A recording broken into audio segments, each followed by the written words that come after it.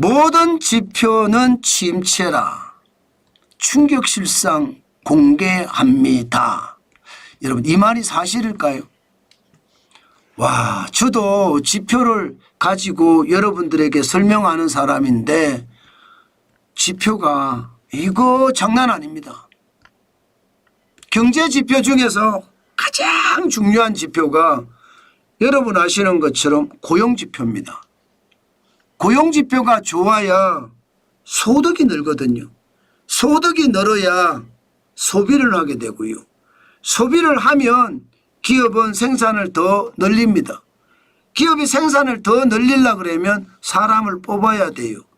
그렇게 경제는 선순환 구조로 돌아가는 게 일반적입니다. 그래서 고용, 일자리 이것에 대해서는 어느 정부든 어느 나라든 굉장히 강조하거든요. 그런데 이 지표가 우리는 최악이에요. 진짜 최악이에요. 2025년도 1월 취업자 증감을 보면요. 13만 5천 명이 늘어났습니다. 13만 5천 명. 이게 말입니다. 60세 이상을 제외하니까 20만 5천 명, 그것도 마이너스 20만 5천 명이에요. 실제로 말입니다. 60세 이상이 34만 명이었거든요. 34만 명, 1월이. 지금 말입니다. 2025년 1월 기준으로 보면 취업자가 30대만 9만 8천 명이 늘었고요. 20대 21만 8천 명, 40대 7만 1천 명, 50대도 여러분 1만 4천 명이 줄었습니다. 그런데 60대가 3만 4천 명이 34만 명이 늘은 거죠. 34만 명이 늘은 이유가 뭘까요? 이게 일주일에 2시간 3시간 일하는 노인 일자리, 일명 노인 알바라고 하는 거 말입니다. 이게 대부분의 지금 취업자를 차지하고 있다는 겁니다. 13만 5천 명이 늘어났다는 것도 결국은 착시죠. 제대로 된 일자리가 아니잖아요.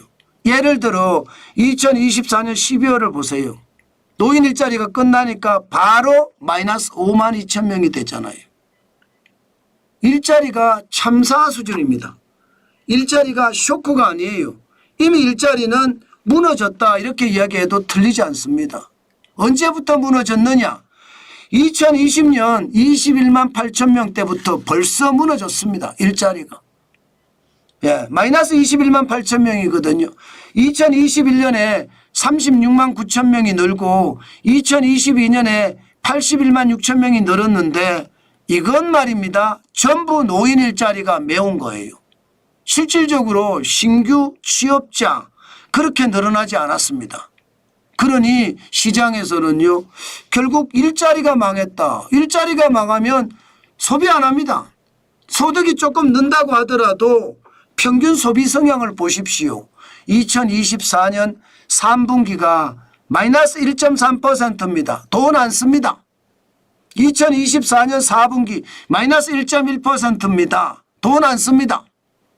그만큼 말입니다. 내가 돈을 조금 더 벌었을 수는 있어요. 최저임금이 올라가고 그죠? 물가가 많이 올라갔으니까 그만큼 돈은 벌었는데 뭐 돈을 쓰지는 못하는 거예요. 왜? 가계부채가 많으니까. 돈값리라고 정신없는 거예요. 돈값리라고. 소비는 계속 줄일 수밖에 없어요. 게다가 물가가 다 올라버리니 아이들 학원비도 오르고 생활비도 오르고 장난 아니잖아요. 돈을 줄일 수밖에 없는 게 현실, 실제로 평균 소비 성향이 지금 계속 나빠졌거든요. 그런데 더 나빠지고 있어요. 더 나빠지고 있어요. 코로나 팬데믹 때가 2020년 1분기가 마이너스 7.4였거든요. 지금은 3분기가 마이너스 1.3, 4분기가 마이너스 1.1, 뭐 마이너스 1.1이니까 괜찮네 이렇게 이야기하지만 길어지면 이게 문제가 되거든요. 돈을 안 쓰니까. 실질적으로 말입니다. 지금도 마찬가지 지금도 카드 승인 실적을 보면 2025년 2월에 겨우 2.4% 늘어났습니다. 겨우 2.4%. 일반적으로 말입니다. 카드가 2020년 2월에는 6.5% 늘고요. 2021년 2월에는 8.9%, 2022년에는 똑같이 8.9%고 2023년에 13.2%예요. 낮았다 할 때가 2024년 6.1%였거든. 6.1%. 지금 2.4%. 돈 안 씁니다. 그러니 지금 현장에서는 죽어난다 이야기가 하는 거죠. 돈을 안 쓰는데 그러면 뭘 안 쓰느냐. 여러분 이걸 보면 솔직히 좀 충격적이에요. 기본적으로 도소매 마이너스 6.8%입니다. 쉽게 말하면 편의점 가서 물건 안 산다는 거예요. 옷가게 가서 옷 안 산다는 겁니다. 철물점 가서요. 철물 안 산다는 이야기예요. 굉장하죠. 운수업은 4.6%로 올라갔지만 숙박 음식업은 또 마이너스 3.7% 11조 2,100억 원밖에 안 됩니다. 이것도 말입니다. 식당 하는 사람 모텔 하는 사람 죽을 맛이다 이야기한 게 현실이 된 거죠. 그죠? 게다가 은미체라고 하죠. 여가 예술 스포츠 이 부분은요 9.0%까지 들어 9.0%. 야 진짜 최악이죠. 최악입니다. 제일 많이 떨어졌습니다. 지금 정환진 TV를 보시는 분들 중에도 은미체에서 자영업을 하시는 분들 있잖아요. 음악, 미술, 체육 말입니다. 여기서 뭐 예를 들어 피아노 학원을 유지하시는 분들도 있을 거고 미술 학원을 하시는 분들도 있을 거고 스포츠 센터를 운영하시는 분들도 있을 거예요. 다 줄입니다. 다 줄이. 그러니까 경제가 나빠진다. 결국 소득이 줄어드니 이게 말입니다. 가처분 소득이라고 해서 실질 소득이 줄어드니까 그만큼 덜 쓰게 되고 덜 쓰게 되는 게 뭐 밖에 나가서 외식 안 한다는 이야기고요. 편의점 이용 안 한다는 이야기고요. 게다가 학원도 덜 보낸다는 이야기잖아요. 여행도 마찬가지입니다. 사업시설 및 사업지원 서비스 마이너스 0.8 4,100억 원이거든. 이것도 마찬가지 여행도 줄였다는 이야기가 돼요. 여기에 여행이 포함되어 있거든요.